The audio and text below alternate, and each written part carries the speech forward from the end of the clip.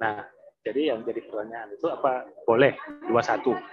Namun nanti dikonversi ke program studi asalnya tetap 20. Nah, itu bagaimana Ibu? Terima kasih. Langsung saja Mbak Sarah. Baik. Kita kumpulkan terlebih dahulu ya. Lanjut, ya.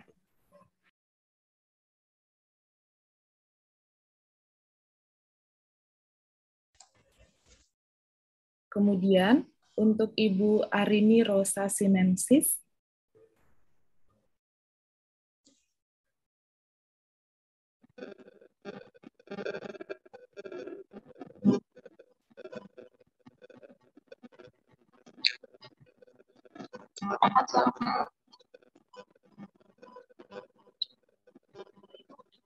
Ibu Arini, mohon maaf suaranya kurang terdengar dengan jelas. Halo, apakah suara saya terdengar, Ibu? Baik, sudah jelas Ibu Arini. Silahkan. Baik, kami dari Universitas Nurul Huda baru pertama kali ini ikut program PMM dan rencananya insya Allah ada 3 mahasiswa yang mengikuti program PMM, Ibu. Banyak hal yang ingin kami tanyakan terkait tentang mata kuliah yang tadi Ibu sampaikan bahwa mata kuliahnya itu mirip dengan di PT penerima. Kemudian ada juga mahasiswa kami di mata kuliahnya itu di prodi yang sama, misalnya kami kan dari prodi fisika, pendidikan fisika, di PT Penerima juga di prodi pendidikan fisika, itu hampir sama pertanyaan dengan Bapak tadi, di sana hanya menawarkan 10 SKS. Misalnya ini Bu, boleh tidak kita itu ikut mata kuliah yang ditawarkan di sana, tapi yang ditawarkan berbeda dengan tabel yang sudah ada di mata kuliah itu Bu. Maksudnya, mereka ikut mata kuliah yang ada di sana, tapi bukan yang dari 10 SKS yang ditawarkan, misalnya seperti itu boleh atau tidak. Kemudian terkait dengan misalnya Bu, mata kuliahnya itu memang sama, tapi ternyata di prodi kami itu di semester depan. Nah, di semester yang akan datang, itu bagaimana Bu nanti cara konversinya seperti itu, rekognisinya. Baik, mungkin itu saja yang... terus satu lagi Bu, ini tadi kemarin kan juga ada mahasiswa kami yang ikut di Cendana, ternyata di sana itu tidak ada prodinya. Maksudnya di sini prodi pendidikan agama Islam, ternyata di PT Penerima tidak ada prodinya. Kami sarankan untuk mengikuti mata kuliah di lintas prodi. Apakah itu sudah benar Bu? Seperti itu. Baik, terima kasih Ibu. Saya akhiri, wassalamualaikum warahmatullahi wabarakatuh. Baik, terima kasih Bu Arini. Kita ke penanya yang terakhir ya, kepada Bapak Syahrul dari Universitas Airlangga, dipersilahkan. Terima kasih kesempatannya Bu Sarah. Mungkin pertanyaan saya terkait dengan 4 SKS modul Nusantara. Jadi di dalam perbekalan matematika ini kan ada 4 SKS modul Nusantara yang sebenarnya kalau dikonversi, baik dari sisi kompetensi maupun capaian pembelajaran, itu sebenarnya bisa dikonversi ke mata kuliah MKWU ya, yang kita kenal itu ya, sebenarnya kewarganegaraan atau Pancasila. Hanya saja ini kan biasanya mata kuliah itu diberikan di awal semester, biasanya di kebanyakan perguruan tinggi termasuk di Universitas Airlangga. Nah, bagaimana terkait dengan konversi tersebut? Apakah 4 ini kan juga bukan mata kuliah ya, karena ini kan 4 modul ya, namanya modul tapi sebenarnya bukan tidak keluar di dalam bentuk nama mata kuliah memang. Apakah di dalam konversinya itu nantinya kita masukkan di dalam free form yang kemudian bisa langsung keluar. Sebenarnya kalau di kami di Universitas Airlangga transkrip sudah kita buat bisa mengakomodasi itu. Cuman kami ingin share mungkin dari perguruan tinggi lain bagaimana yang untuk 4 modul Nusantara ini. Saya rasa ini akan menjadi pembelajaran yang baik bagi kami. Terima kasih. Baik, untuk Ibu Suning, silahkan bisa dijawab Ibu. Terima kasih Mbak Sarah. Terima kasih Ibu Bapak atas pertanyaannya. Untuk yang pertama, apakah boleh untuk SKS-nya itu sampai 21?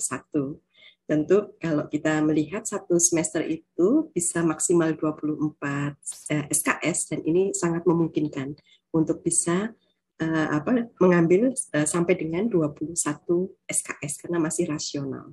Kemudian yang berikutnya harapannya ya 21 yang sudah diambil oleh mahasiswa, 21 itulah yang juga diakui oleh prodi asalnya. Jadi supaya kita nggak zolim sama anak-anak gitu ya, dia sudah mengalokasikan waktu sekian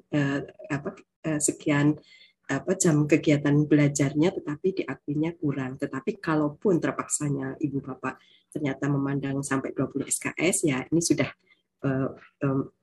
merupakan area kebijakan dari prodi ibu bapak semua. Tapi mohon tidak kurang dari itu. Kemudian yang berikutnya, Bu Arini Rosa, terkaitan dengan mata kuliah yang mirip ya tadi, mata kuliah yang mirip,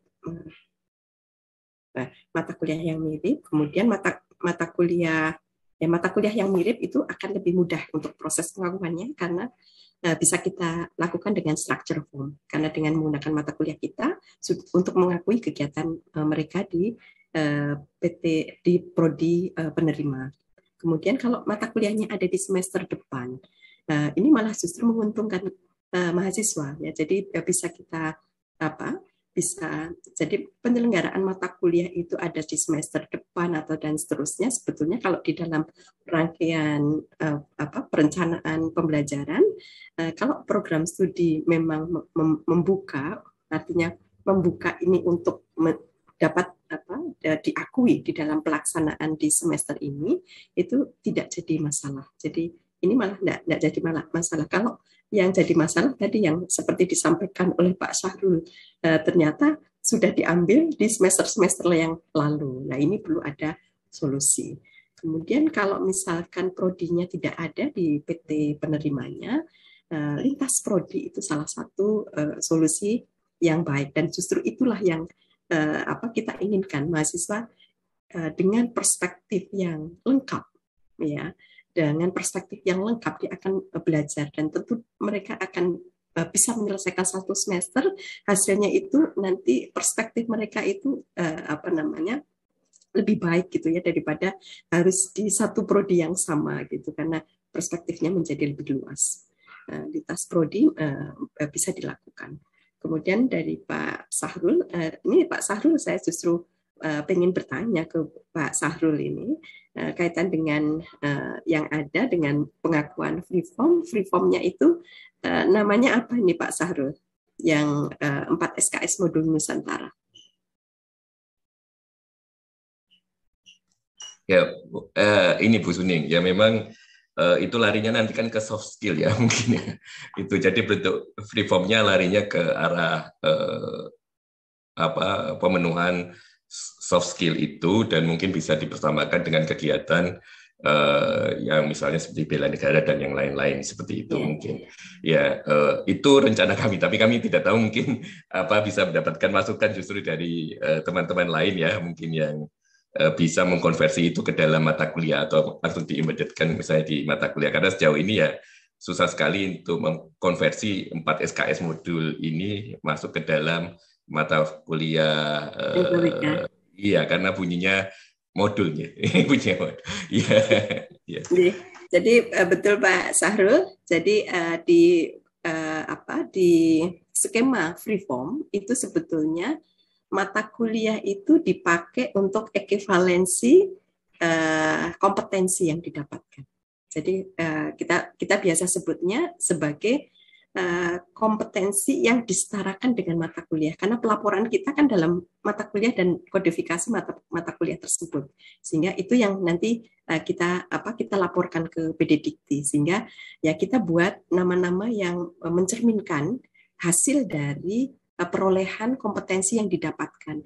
Dan seperti yang tadi saya sampaikan di salah satu kajian mengenai future kompetensi atau future skill, itu ada bagian mengenai adaptasi budaya, dan saya melihat ini relevan sekali dengan modul Nusantara ini. Dan kalau kita mencantumkan itu kan artinya kita juga punya upaya membuat strategi-strategi supaya kompetensi adaptasi budaya itu juga masuk ke dalam kurikulum prodi kita.